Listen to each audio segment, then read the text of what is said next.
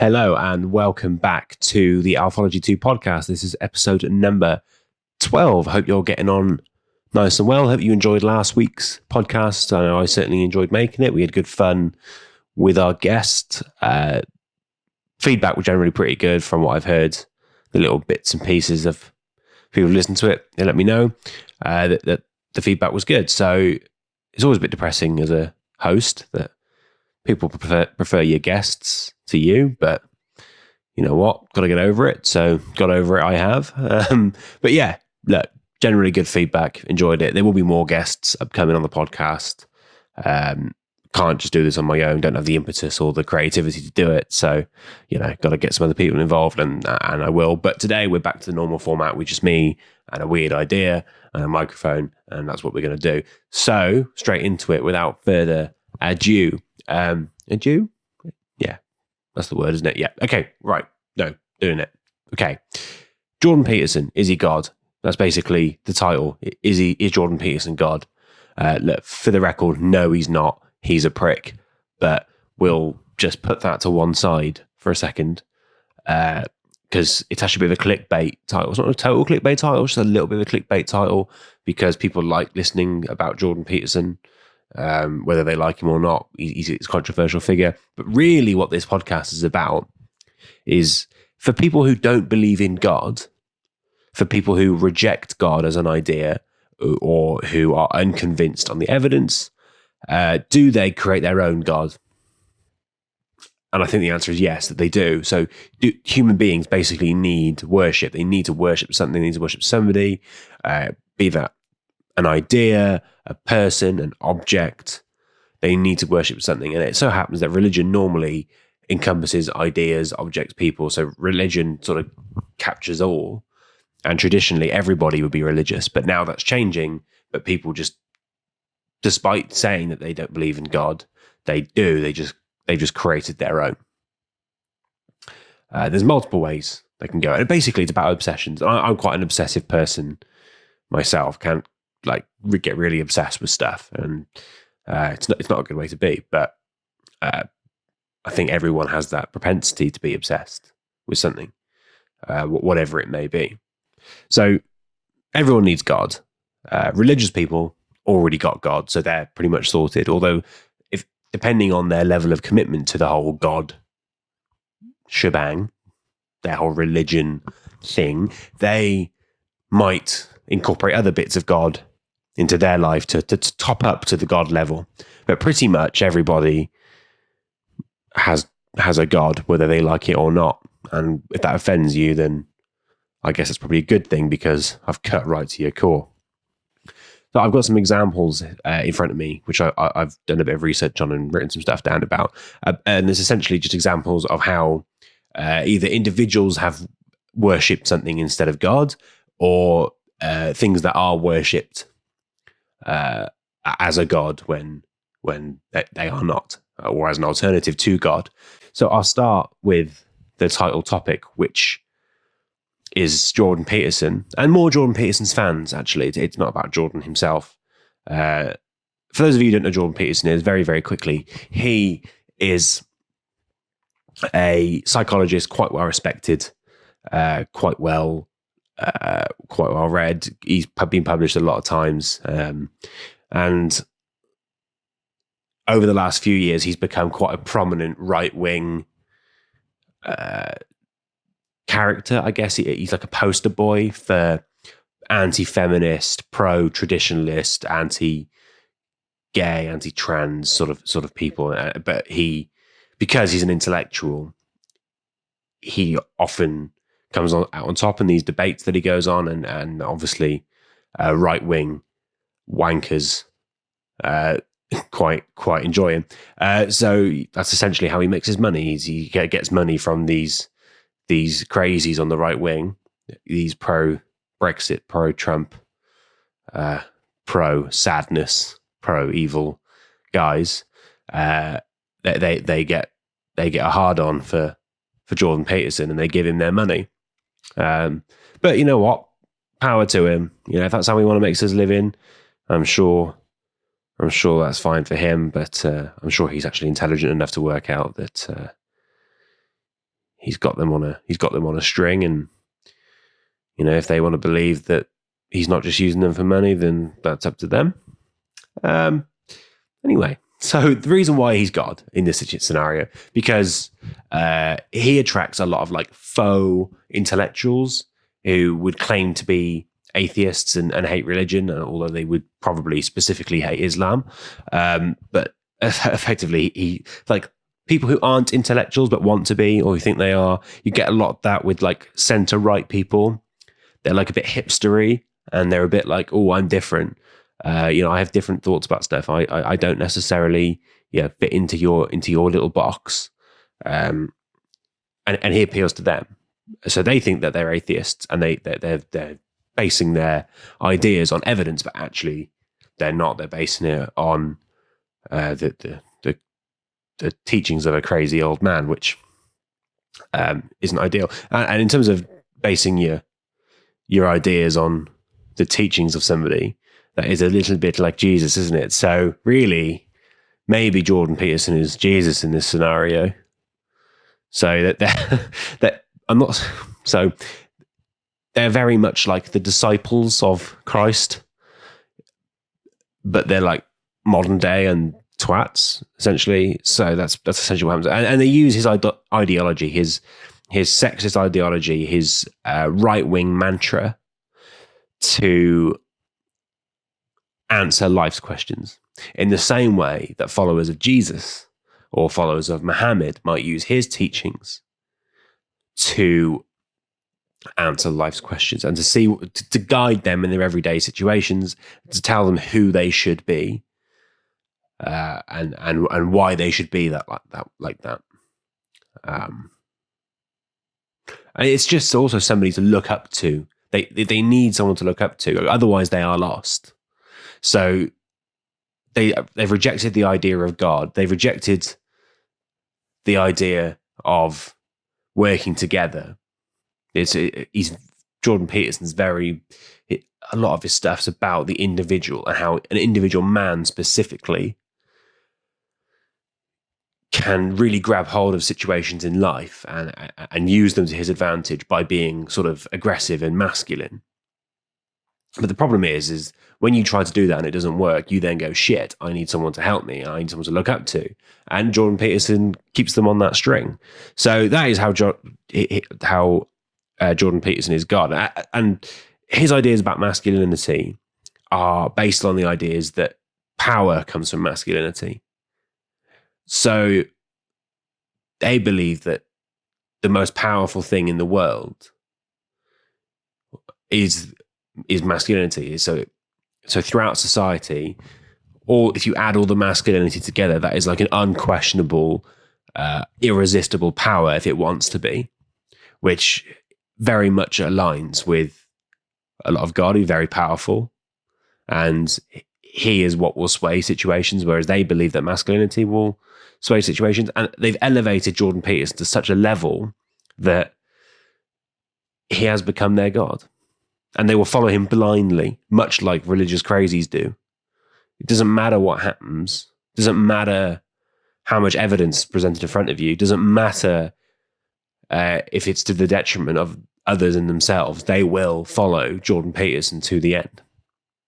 So that is why Jordan Peterson is God. I did realize that normally this podcast is quite lighthearted and this one's getting quite serious. So let's move this on to something a little bit less serious, and we'll go to Jenna Presley. A lot of you won't have heard of Jenna Presley. If you have heard of Jenna Presley, then you're a dirty dog. Okay? So, right. Jenna Presley is a porn star. Well, she was a porn star. And she is someone who, she's not God in this scenario, but she has God. So she used to be a porn star back in the day. I think she about 10 years in porn. So made hundreds of porn scenes, and no issues with that. Power to her, nothing wrong with making porn. And now she's been converted by her new husband or boyfriend. I think it might be husband. So she's been converted to Christian faith, and she now runs a church. I think it might be called XXX Church, which uses religion to help people overcome addictions to porn. So she found that she had been addicted to the pornographic lifestyle, and then she realized that that wasn't the right thing to do, and that actually the answer was God, and then she's changed her worldview like that. But actually, all she's done is she didn't believe in God as a kid. She does believe in God now, and in between, she needed to find God or create one for herself. So she is the person creating God in the mind in this scenario. So she isn't Jordan Peterson, who is God. She is Jenna Presley, who's creating her own God. And what God did she choose? She chose 10-inch cocks as her God.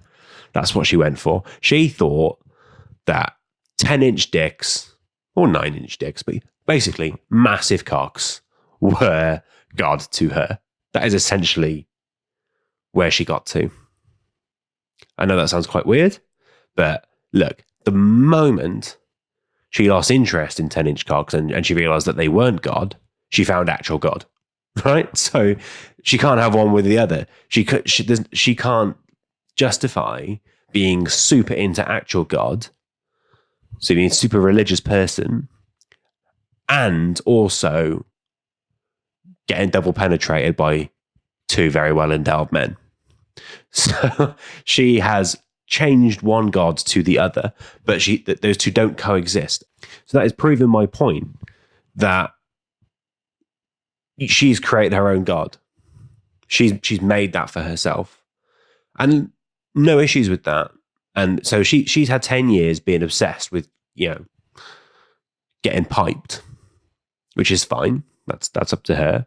And then she's lost that obsession of getting piped because she's met some bloke who runs a church, who has convinced her that getting piped isn't the be all and end all, and that God is the be all and end all, and she agrees with him. So she's given away one God and got a new one, but she hasn't decided to find God and still take the 10-inch dicks, which sort of proves that they were the God to begin with. Just on that topic, by the way, potentially that priest bloke who she's married to has played an absolute fucking blinder, isn't he? He's a priest, or a very strong religious person. He's met a porn star, like, this is class. Then he's managed to get the porn star for himself, got her to join his work, got married to her, and stopped her fucking super hot guys every single day. Honestly, he's played a blinder, and he's used his God to destroy her God. So basically, Jesus is destroying huge cocks, which I think might be a title of a couple of videos on Pornhub. Anyway, but potentially, if she breaks up with him and her faith in God is destroyed, she might go back to pornography. So look, that's interesting, isn't it? And probably a little bit more lighthearted because everyone likes talking about cocks because it's all about Freud and stuff, isn't it? We're all obsessed with sex, which is why this microphone is so phallic. Look, so that's that example done, and I think that's a pretty good one. So look, we'll move on to the third one, and the third one is left-wing politics. And I'm talking like strong left-wing politics, like very long way to the left. And look, the ideas behind this is the same ideas as behind God. So the ideas behind God, particularly in Christianity, I don't really know much about other religions, but the idea about God in Christianity is that he's all-seeing, all-loving, and all-powerful. So he knows everything because he can see everything, and he loves you more than anything, and there's no limits to his love, and he has the absolute power. And I'm not going to even start on that because obviously that's fucking nonsense. But let's move on from that because, we don't want to get into the whole bit that, like, why do I have a pain in my neck right now? Why can't God fix that if he loves me? No, come on, let's move on. Look, all loving, all seeing, all powerful is God. And very strong left-wing ideologies, they try to create a state that is very powerful. So it's all about left-wing ideologies, all about promoting the state. So the state has more power, less power to individuals and corporations, and everyone is in it for the greater good, the greater good. Everyone's in it for the greater good and not just for themselves. And for that, you need a very strong state. So what they do is they create a very strong state, and the state then becomes all-seeing, all-powerful, and in theory, all-loving. So the state is made up of the people, so it loves itself, it loves the people.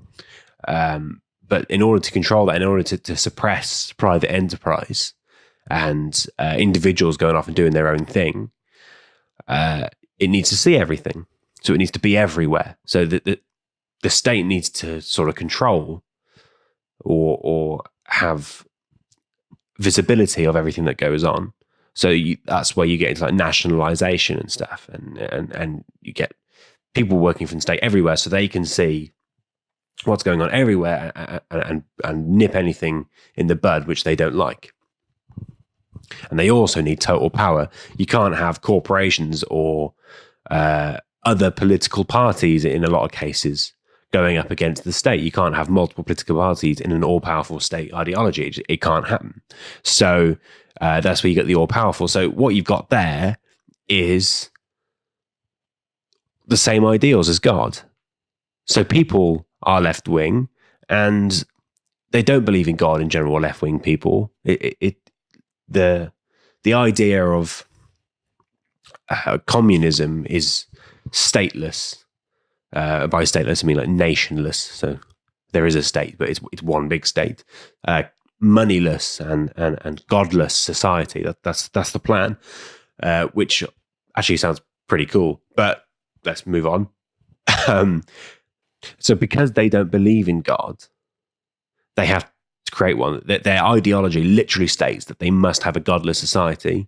So, but all they do is they just shift that one way, and it goes to the state, and the state becomes God. And different podcasts, but Blind Boy podcast did something about this, and I promise you I had this idea before. But he did a thing about how, because China doesn't have God, because they're a communist society, that they've made technology their God.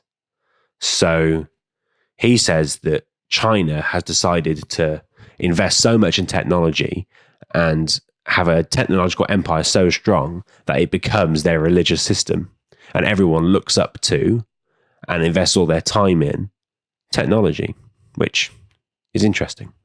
But the thing about left-wing ideologies is that they're not sustainable because the state doesn't deliver the perfection it should. It can't be all-seeing, all-loving, and all-powerful. It shares those ideas with God. There are too many holes in that, because people who are living in poverty would say, well, how come I'm living in poverty if this state above me is all-powerful and all-seeing?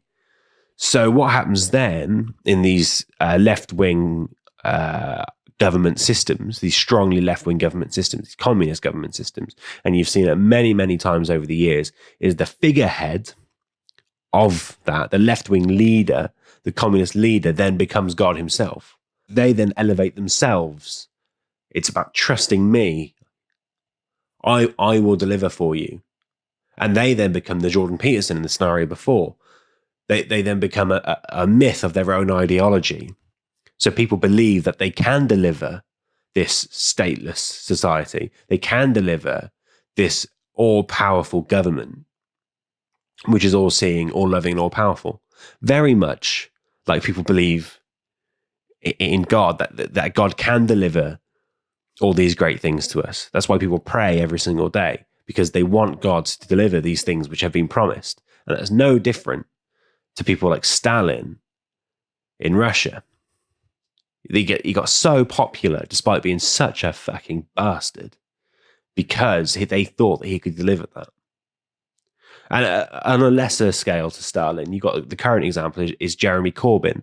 The likelihood of Jeremy Corbyn in the UK delivering what he's promising for Labour is pretty much next to nil.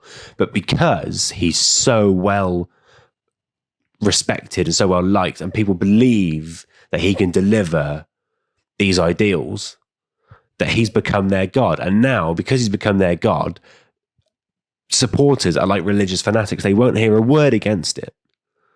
And it's like blasphemy when you criticize. And it's the same with Jordan Peterson. It's blasphemy when you criticize his ideas, which is why I decided to do it earlier and then put it in the title as well, so that Jordan Peterson fans will find this podcast on Google and get angry when they listen to it. But yeah, that was just a bit of a fun thing that I decided to do. Anyway, people will defend their God. So I'm sure if you'd have told Jenna Presley, the porn star, a few years ago that she was totally in the wrong and that that porn is wrong and it's sick and it's abusive, she probably would have defended it to the hilt, because porn was her God. And I think that's pretty much all I got to say, actually, about it. It's a good idea, isn't it? It's not a very funny idea, it's not a very light-hearted idea, but I think it's a good idea. So I hope you enjoyed that. I'm sure there's probably a lot of people who are quite angry right now. If you're not angry, then you probably should be. And I'll be interested to see if anybody thinks they've got a God. Notice how I haven't said what mine is, because I'm willing to defend it to the hilt. It's Football Manager. So yeah, what is your God? Have a think about it. Do you have one? If you're not a religious person, obviously, what have you used to replace God in your life? Podcast coming up next week. There'll be another one. Might have a guest, might not. We'll see how it goes. I'll have to see. Don't know what it's going to be about, so don't know about that.